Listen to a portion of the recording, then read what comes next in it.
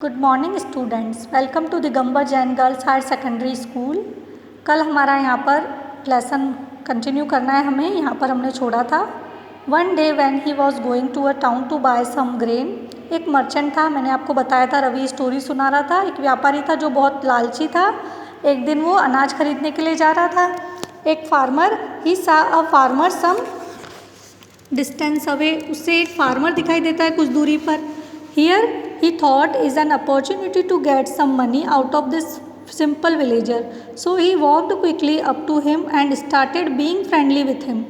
उसे एक मौका मिल जाता है एक सिंपल से विलेजर को ठगने का, उसे लूटने का। वो जल्दी से उसके पास चला जाता है और उससे फ्रेंडली बिहेव करने लग जाता है। He said to the farmer, when I was young I used to go a long distance alone, but as I am getting old I would like to companion with me always, as we are going the same way. It is good for us to be together. We shall enjoy each other's company, है ना। अब वो क्या बोल रहा है कि farmer से बोल रहा है जाके कि जब मैं जवान था तब तो मैं लॉन्ग डिस्टेंस को अकेले ही तय कर लेता था, लंबी दूरी को अकेले ही तय कर लेता था, लेकिन अब जब मैं बूढ़ा हो गया हूँ तो मुझे कंपेनियन मतलब साथी की ज़रूरत पड़ती है। जैसा कि हम एक ही रास्ते पर जा रहे हैं तो ये हमारे लिए अच्छा होगा कि हम साथ साथ चलें, हम एक दूसरे की कंपनी को एंजॉय भी करेंगे। The farmer said, thank you, I have never seen you before, I believe you are stranger. अब वो फार्मर बोल रहा है थैंक यू, पहले मैंने तुम्हें पहले कभी नहीं देखा है, मुझे लगता है कि तुम स्ट्रेंजर हो, मतलब अजनबी हो। No, the merchant said, I am merchant. Merchant ने क्या कहा? व्यापारी ने कहा नहीं, मैं एक व्यापारी हूँ। I have been here before, मैं यहाँ पहले भी था और मैंने बहुत सारी मैनी प्लेसेस को ट्रेवल भी किया है, मतलब यात्रा भी की है। But how can I be a good companion to you? The farmer asked, I am only simple villager and you have been a lot of this world. अब फार्मर कह रहा है कि मैं कैसे तुम्हारा अच्छा साथी बन सकता हूँ, मैं तो एक सिंपल विलेजर हूँ और तुमने पूरी दुनिया देख रखी है। But perhaps it will be all right if you do all the talking, पर ये शायद तब अच्छा होगा जब तुम सारी टॉकिंग करो। आई शैल लिसन टू वॉट यू से, और मैं सारी बातें केवल सुनूंगा, सारी बातें तुम ही करना और मैं केवल सुनूंगा। This is not fair, I can't do all the talking, I have an idea, each of us can tell the wildest possible tale. अब ये अच्छी बात नहीं है मैं ही सारी बातें करूं, मेरे पास एक आइडिया है, हम में से प्रत्येक एक कहानी सुनाएगा। If I cast doubt on your story, अगर मुझे तुम्हारी स्टोरी पर डाउट होगा तो मैं तुम्हें 100 रुपीज़ दूंगा, I will pay you 100 rupees. But if you cast out on mine, और अगर तुम्हें मेरी स्टोरी पर डाउट होगा, you will have to pay me an equal sum of money, और तुम्हें मुझे इक्वल सम ऑफ मनी पे करनी पड़ेगी, सेम मनी 100 रुपीज़ पे करने पड़ेंगे। How do you like the idea, तुम्हें ये आइडिया कैसा लगा? फार्मर ने कहा fine, and so it is a bargain.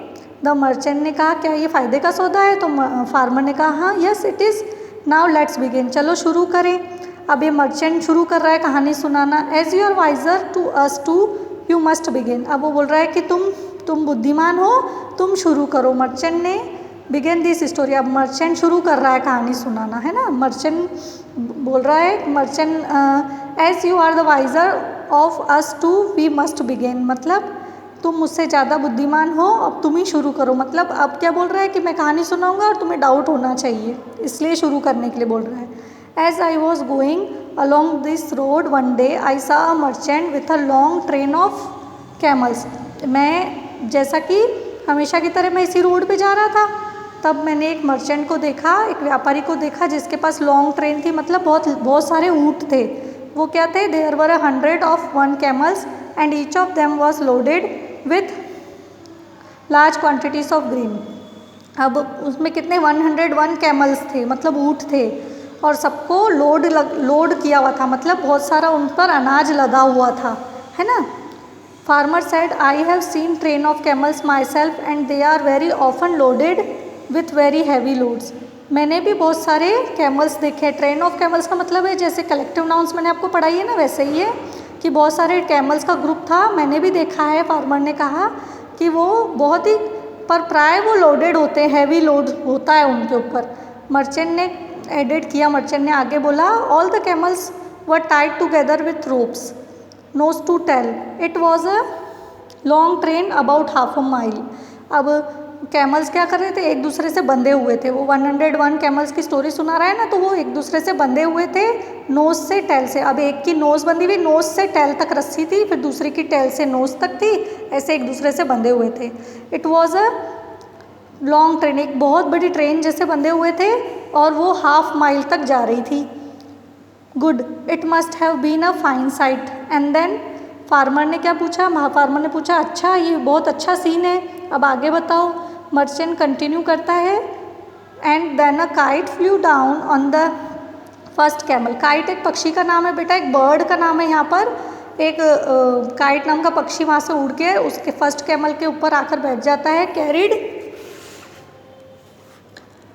Carried him of, और उस कैमल को अपने साथ उठाकर ले जाता है। But as all the camels were tied together, जैसा कि मैंने आपको बताया कि कैमल्स क्या एक दूसरे से बंधे हुए थे, तो वो सारे camels, all the other animals were carried with it, up with it. अब क्या होता है, एक कैमल को उठा के ले गया तो सारे कैमल एक दूसरे के साथ बंधे हुए थे ना, तो सारे कैमल उड़ने लग जाते हैं। व्हाट डू यू से टू दैट, तुम क्या कहते हो इसके बारे में?